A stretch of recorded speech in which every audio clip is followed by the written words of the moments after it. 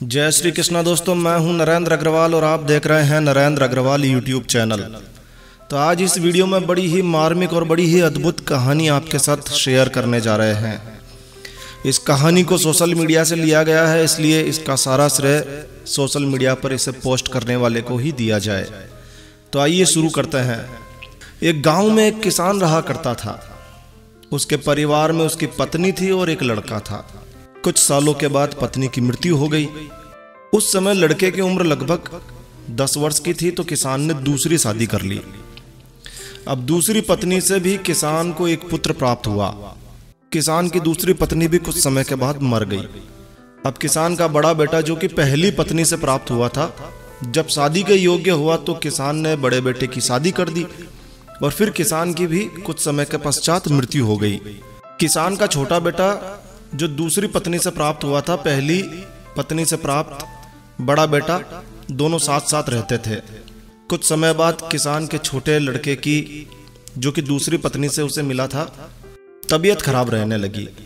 बड़े भाई ने कुछ आसपास के वैद्यराज से इलाज करवाया, लेकिन कोई राहत ना मिली। दिन प्रतिदिन छोटे भाई की तबीयत लगातार खराब होती जा रही थी और खर्चा भी बहुत हो रहा था। एक दिन की बात है, बड़े भाई ने अपनी पत्नी से सलाह की, यदि ये छोटा भाई मर जाए तो हमें इसके इलाज के लिए पैसा खर्च नहीं करना पड़ेगा और जायदाद में भी आधा हिस्सा नहीं देना पड़ेगा। तब उसकी पत्नी ने कहा, क्यों ना किसी वैद्य से बात करके इसे जहर दे दिया जाए। किसी को पता भी नहीं चलेगा, कि कोई रिश्तेदारी में कोई शक भी नहीं करेगा। बीमार था और बीमारी के दौरान मर गया। बड़े भाई ने वैसा ही किया। एक वैद्य से बात की, आप अपनी फीस बताओ, ऐसा करना है, मेरे छोटे भाई जो कि बीमार चल रहा है, उसे दवा के बहाने जहर देना है। वैद्य ने बात मान ली और लड़के को जहर दे दिया और लड़के की मृत्यु हो गई। उसके भाई भाभी की खुशी का कोई ठिकाना ना रहा। रास्ते का कांटा निकल गया। अब सारी संपत्ति अपनी हो गई। दोनों ने गांव वालों के साथ मिलकर उसका अंतिम संस्कार कर दिया। कुछ महीनों पश्चात किसान के बड़े लड़के की पत्नी को एक लड़का हुआ। पति पत्नी बेहद खुश थे। बड़े ही लाड प्यार के साथ बच्चे की परवरिश शुरू हुई। धीरे धीरे वो लड़का जवान हो गया। उन्होंने अपने लड़के की शादी कर दी। शादी के कुछ समय बाद अचानक लड़का बीमार रहने लगा। माता पिता ने उसका इलाज कई बड़े बड़े वैद्यों से करवाया, जिसने जितना रुपया मांगा सब दिया, मगर लड़का ठीक ना हुआ। लड़के के इलाज में उसकी आधी संपत्ति बिक गई, मगर लड़का ठीक नहीं हुआ। लड़का बीमारी के कारण मरने की कगार पर आ गया। उसका शरीर इतना ज्यादा कमजोर हो गया कि उसके अस्थि पंजर शेष रह गए।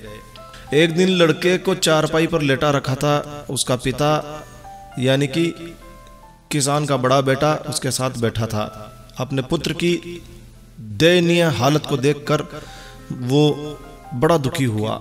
दुखी होकर वो लड़के के सर पर हाथ फेर रहा था। तभी लड़का बोला, भाई अपना हिसाब हो गया, बस अब कफन और लकड़ी का हिसाब बाकी है, उसकी तैयारी कर लो। ये सुनकर उसके पिता ने सोचा कि लड़के का दिमाग भी शायद खराब हो गया है, काम नहीं कर रहा है, बीमारी के कारण ये भ्रमित हो चुका है। तो वो बोला, बेटा मैं तुम्हारा बाप हूं, भाई नहीं। तब लड़का बोला, मैं आपका वही भाई हूं जिसे आपने जहर खिलाकर मरवा दिया था। जिस संपत्ति के लिए आपने मुझे मरवाया, मुझे अब वो मेरे इलाज के लिए आधी बिक चुकी है और अब आधी बची है, वो आपकी शेष रही है। हमारा हिसाब हो गया है।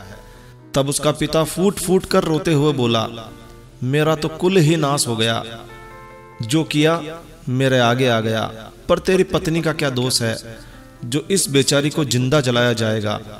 वो उस समय की बात है जब सती प्रथा थी, जिस समय पति के मरने के बाद पत्नी को भी पति की चिता पर जिंदा ही जला दिया जाता था। तब वो लड़का बोला कि भाई वो वैद्य कहाँ है जिसने मुझे जहर खिलाया था। तब उसके पिता ने कहा, तुम्हारी मृत्यु के 3 साल बाद ही वो मर गया। तब लड़के ने कहा, ये वही दुष्ट वैद्य है जो आज मेरी पत्नी के रूप में है। मेरे मरने पर इसे जिंदा जलाया जाएगा। तो दोस्तों, हमारा जीवन जो उतार चढ़ाव से भरा है, उसके पीछे हमारे अपने ही कर्म होते हैं। हम जैसा बोएंगे हमें वैसा ही काटना होता है। कर्म करो तो फल मिलता है, आज नहीं तो कल मिलता है। जितना गहरा अधिक हो कुआं, उतना मीठा जल मिलता है। जीवन के हर कठिन प्रश्न का, जीवन के हर कठिन प्रश्न का जीवन से ही हल मिलता है। तो बस इस वीडियो को यहीं विराम देते हैं। आशा है ये कहानी, ये वीडियो आपको अच्छा लगा होगा, उपयोगी लगा होगा। तो दोस्तों यह कहानी, ये वीडियो आपको अच्छा लगा हो, यूजफुल लगा हो तो कृपया लाइक के बटन पर जरूर क्लिक कीजिए। और यदि आपने हमारा ये चैनल सब्सक्राइब नहीं किया हुआ है तो कृपया चैनल सब्सक्राइब कर लीजिए, क्योंकि इस चैनल पर हम लेकर आते हैं आपके लिए तरह तरह की धार्मिक जानकारियां, होम रेमेडीज, होम टिप्स और टेक्निकल नॉलेज। तो सब्सक्राइब करने पर आपको हमारे नए वीडियोस की अपलोड्स लगातार निरंतर मिलती रहेगी। तो कृपया अभी सब्सक्राइब के लाल बटन पर क्लिक करके चैनल सब्सक्राइब कर लीजिए। और हाँ दोस्तों, सब्सक्राइब करने के तुरंत बाद घंटी के बटन पर भी अवश्य क्लिक कीजिए। तो एक नया वीडियो, एक नई जानकारी लेकर मैं आपका दोस्त नरेंद्र अग्रवाल फिर मिलूंगा। तब तक के लिए stay healthy, stay happy. Thank you for watching my video. Thanks. जय श्री राम, जय हनुमान।